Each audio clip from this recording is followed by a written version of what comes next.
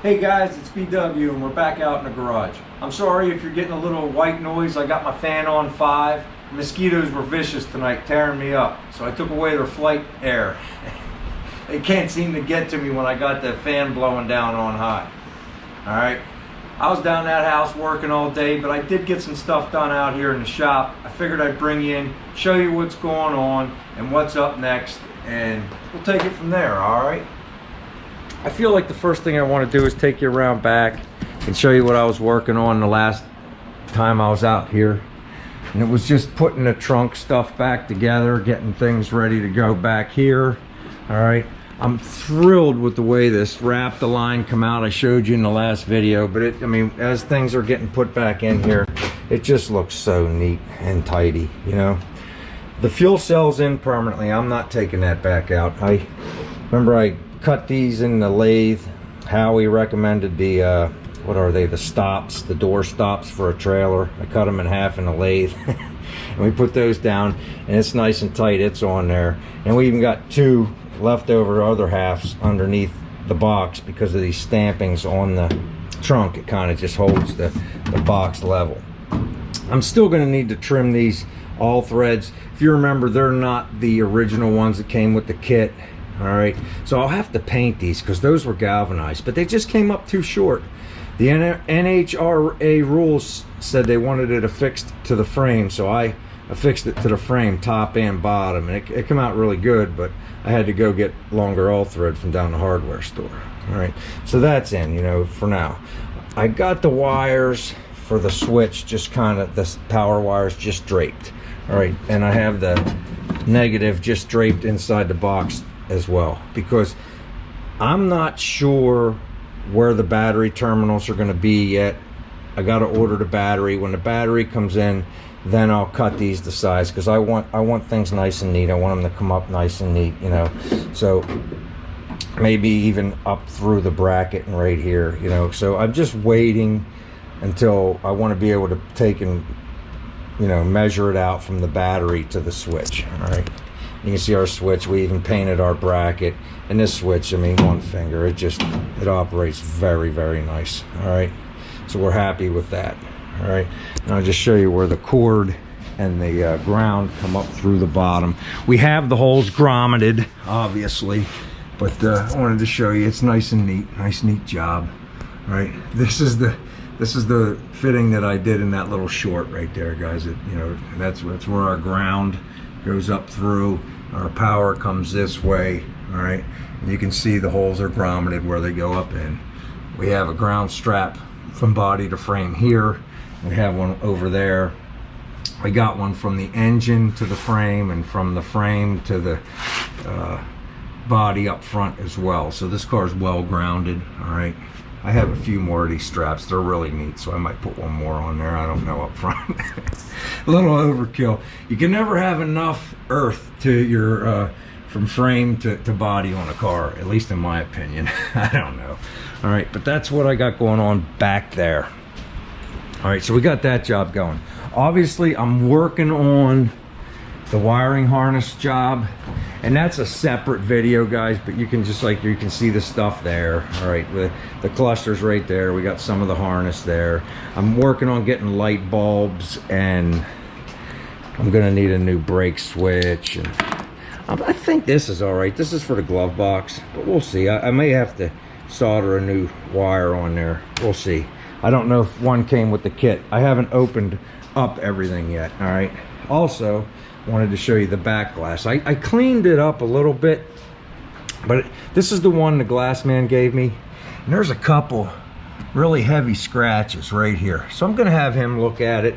I also have the back glass behind it that I had with the car. It might be in better shape, I'm not sure. I'm gonna let him look. I mean, there's some spatter there from when whoever primered it gray. So I think that's got to be scraped off, but other than that, they're both decent glass. I think he's just going to say he can fix this. You know how those glass guys are. We'll see. But what I did do with the back glass is I brought the rubber from down there, took it out of the package, and I stretched it onto the glass. I'm just going to leave it like that for a while. It's nice and hot out here in the garage, and just so it kind of forms to the glass, because you guys know how that stuff, it comes out of the bag, it's all wonky and stuff. It took me a couple minutes to get it on the glass, but I got it on there, and I feel like I want to just let it sit on there for a little while and you know, make its shape so it stays. It's the first time I turned the Pepsi sign on this year. We still got Andy's doghouse up there. Andy's a great guy. Check out his channel when you get time. He's one of my favorite guys. All right.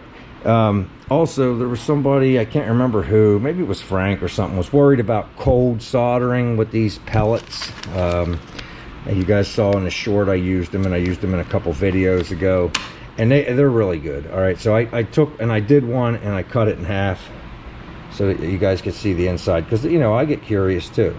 And man, that looks pretty gosh darn good to me. I'm satisfied with it anyway, so I like the pellets. I'm going to continue to use them. I got a bunch of conduit that came in from Amazon. I got this stuff that's already to shape, and it opens up where you can, you know, stick wires in or pop them out halfway through. I got it in one inch. And I also got it over here in the 1/2 inch, where, you know, so anywhere you tee off. And we got the correct clamps to hold it. But I also bought in 1 inch and 1/2 inch this flat stuff. But as you can see, it opens way up. All right, that's for the straight runs where I don't have to worry about no slices down this. And it's like you can open it up and you can feed the plug through. Or whatever. So I got both, because I want to have options. I want to keep everything as neat and tidy as I can. The one thing I forgot, look, I say neat and tidy, and look, I got it. Now I'm gonna have to wind that all back. But such is life. That's what goes on with me, and that's how I do. All right, I don't know if you guys can see over here. It's like I said, the wiring harness video is going to be a completely separate video. But you guys can see I got everything kind of just laid in there where it goes. It's like a really neat setup. So, but we'll get into that in another video. Right now I'm just pecking away at things, and that's what I'm probably going to be doing for a while. We got things going on down that house, and that's just the way life goes. But I'm going to still be mindful and putting stuff out. Sorry about that. It took a minute to get that on the stand. I'm going to be mindful and still put video out, and I'm still going to be working out here as well. Like I said, I was down that house all day, and I came out here for a couple hours messing around, putting things together, cleaning up a little bit, because tomorrow I actually took off, and I'm going to go down and work at that house. But then later in the afternoon, I think Phil's going to come over, and we're going to work on the other video, the wiring harness video, together. So I got that going on. And then, you know, as the job progresses on that, because I don't think it's going to be bad. I was kind of looking through the directions. It's pretty good stuff. So after we get through that, I'm going to try to get a hold of the glass guy to get the back glass put in. All right, we'll finally get that put in. Then I'm going to work on, I can put the side ones in myself. I've had them in a couple times.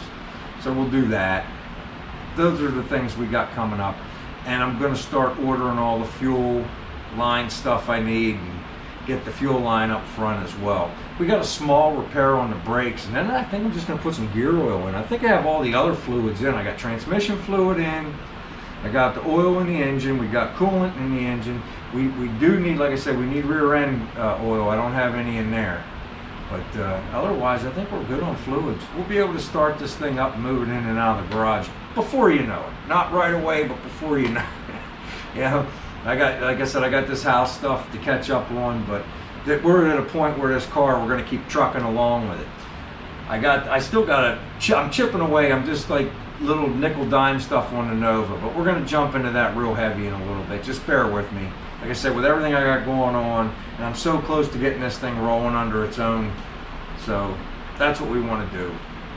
All right. Yeah, so those are the things I got going on out in the garage, you know. As you can see, the shop's still a mess, but like I got a lot of the tools put away. I can actually find a lot of my stuff now. Everything was missing, but a lot of stuff turned up. All right, and like I told you a minute ago, we're going to jump back into the Nova, don't worry. All right, but that's what is going on in BW's garage. All right, if you haven't yet, hit the subscribe button, hit the like button, do all that YouTube stuff. All right, till next time, take care, everybody.